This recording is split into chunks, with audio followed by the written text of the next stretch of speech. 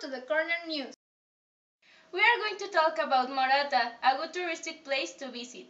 And some curiosities like the zombie law in Canada and Russian dream experiment.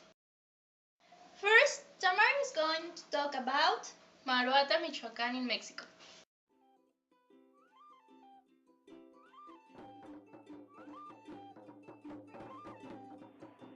In Michoacán, you can find Maruata. That is a beautiful virgin beach where you can find a lot of turtles putting their eggs on December.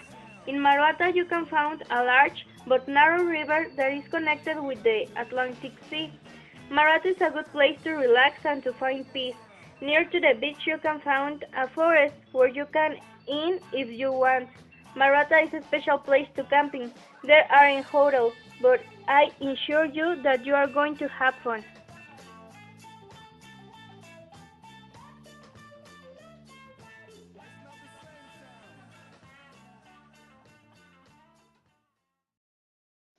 Next, Martel is going to talk about the zombie law in Canada. In USA, we have had many cases of zombie cannibal. It has been caused by a new drug.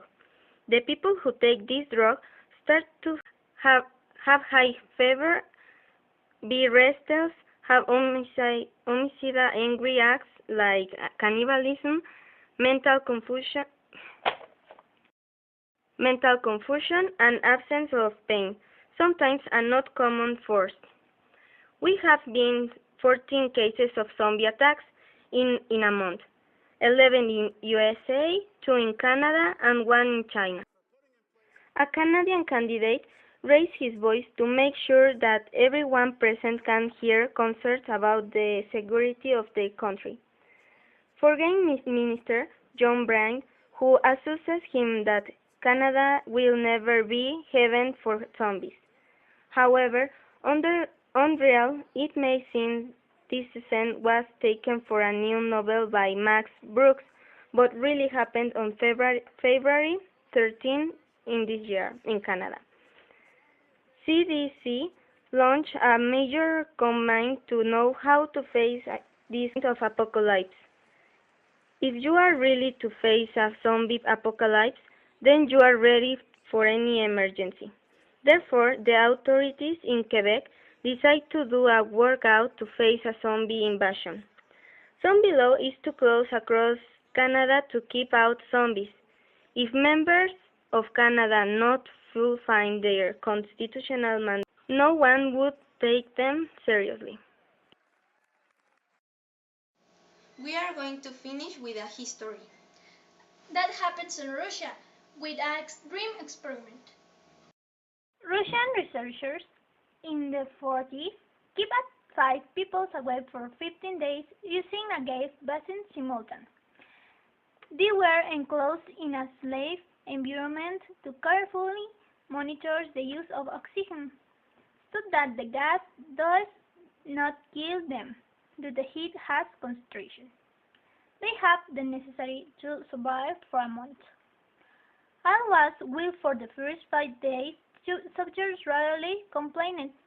As time passed, they talked about their past trauma incidents. After 5 days, they started complaining about the circumstances and events that led them to where they were and started to demonstrate severe paranoia. They stopped talking to each other and began alternately whispering to the microphones. After 9 days, the first of them started screaming, has run around the room screaming for 3 hours straight. Then he stopped screaming. Scientists had postulated the physically shattered vocal cords.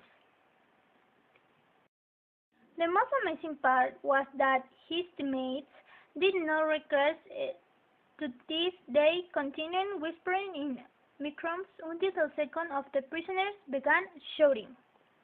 It took another 3 days, and it weren't any kind of sounds. On day number 15, gases cleaned to the room and full of fresh air. Different voices pleading for the lives of their loved ones, which ignited the gas again. He opened the fort to take prisoners. 4 of the soldiers were still alive. The portion of the past 5 days had not been touched. Were pieces of meat from the ribs and dead clays of the subject positions with the center of the room drainer blocking a rolling 4 inches of water to accumulate on the floor. The 4th survivor also had pieces of skin and flesh torn from their bodies. Wool-wear, it was found that most of the walls were self-inflated mostly. The bodies behind the ribs were removed. The subject put up fierce resistance during extraction. A Russian soldier died when a man bit his neck. During the fight, one of the prisoners damaged your spleen, bleeding almost immediately. It is injected more than 10 times the human dose of morphine, and even fought like an animal actually surrendered. He continued screaming the word, more, over and over, until fell silent. It was noted that the subject was totally immune to sedatives. They need a little more anesthetic than normal to sedate, but when his eyes were closed, his heart stopped. At autopsy, it was found that his blood had 3 times the normal amount of oxygen. The second survivor, with his vocal cords destroyed, was operated without anesthetic and did not react during the meeting. When the surgery ended, the surgeon will give a paper and a pen so that the patient could communicate. Keep cutting, wrote. The researchers sought to find out why that it exactly hurt themselves, and they wanted the gas again. The only answer was, I must remain awake. It reinforced the 3 subjects and returned to the room. The prisoners were connected to an EEG monitor. At this point, it was obvious that the 3 were working hard to stay awake. The last subject, it seemed that repeatedly suffered brain death. Eyes were closed, and simultaneously his heart stopped. His brain waves showed the straight lines of the subject who had died by falling asleep. The commander gave the order to fill the room with the 2 prisoners inside, along with 3 of the scientists. The prisoner smiled and he asked, "Do you forget me so easily? We are you. We are the madness that it grows on all of you, praying for freedom in every moment of your life, from the depth of your mind animal. We are that of what you hide every night in your bed. We are what you sleep, paralyzed and silent, when you go to your night sky where you cannot reach." The researcher pointed to the heart of the prisoner and shot. The EEG showed a straight line while the subject weakly mumbled, almost free.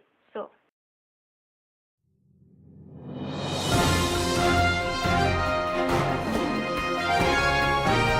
Talk about Morata, a good place to visit.